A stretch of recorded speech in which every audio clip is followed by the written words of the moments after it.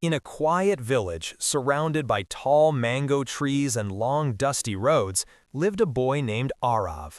He was 19, thin, hard-working, and full of dreams much bigger than the small wooden house he lived in. Arav's father, Raghav, was a carpenter.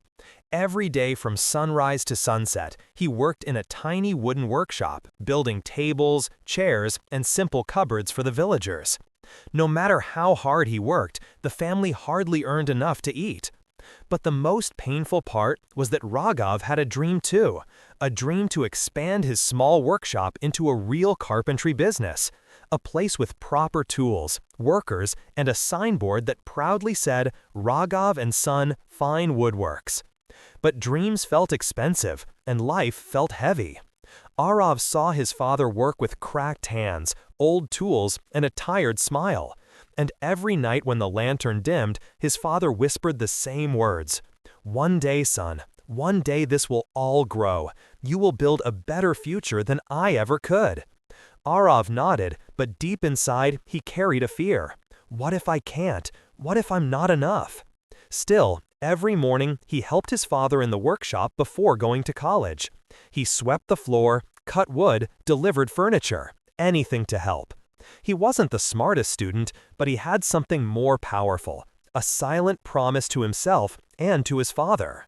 One afternoon, while Arav was filing a chair, he noticed his father holding his chest in pain. "Baba, are you okay?" Raghav smiled weakly. "Just tired, son. I'll be fine." But he wasn't. The doctor later said the words Arav feared. He needs rest. No more heavy work. His heart won't handle it. The world seemed to stop. Who would run the workshop? Who would earn the money? How would they survive? That night, as his father slept, Arav sat alone on the floor of the workshop. The moonlight fell on the worn-out tools. Tears rolled down his face. "I won't let this dream die," he whispered. "I'll carry it. I'll carry everything."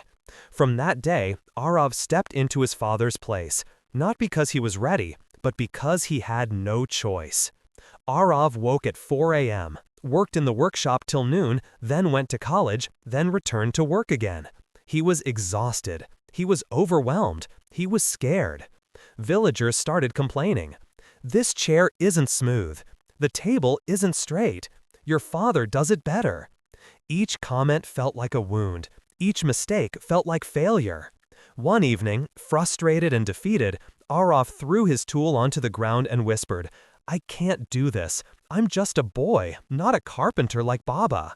At that moment, an old customer named Daya Kaka walked in. He had seen everything. He picked up the tool, placed it in Arav's hand, and said gently, "Great men are not born ready, son. They become great because they refuse to stop learning." He pointed to the workshop and said, "Your father built this with sweat. You will build it with heart. Both are equally powerful." Those words settled deep inside Arav.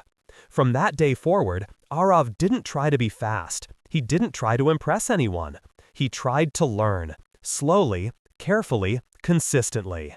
He watched carpentry videos on an old phone. He practiced late into the night. He repaired old tools. He redid furniture until he got it right. Over months, something beautiful happened. His cuts became straighter. His polish became smoother. His confidence became stronger. People began noticing. This boy is improving. He works with honesty. Maybe he really is his father's son. And slowly, customers returned. One morning, the village school announced they needed new classroom desks and chairs. It was a huge order, a life-changing order. But the principal came to Arav's workshop and said, "Your work has emotion, son. It feels real. Will you take the project?" Arav froze. This was his chance. "Yes, sir, I will," he said, his voice trembling.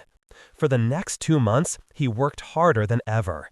Day and night, sweat and sawdust covered his clothes. His friends joined to help. His mother cooked meals for everyone. It wasn't just furniture anymore. It was a dream taking shape. When the desks were delivered, the principal ran his hand over the surface and said, "Perfect, truly perfect." For the first time, Arav smiled with pride. Not the smile of a boy, but of a man who carried his father's dream on his shoulders and refused to drop it. The school paid him well. More orders came.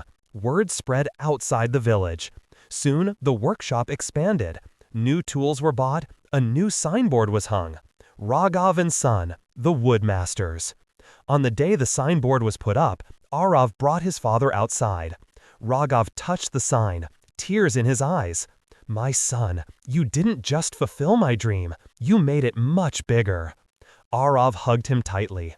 "No, Baba, you built the foundation. I only added the wood." Greatness is not about talent. It's about responsibility. It's about carrying the weight even when your leg shakes. It's about believing in yourself even when no one else does. Arav wasn't the smartest, he wasn't the strongest, he wasn't the most skilled, but he had one thing: the courage to keep going. And sometimes that is all you need.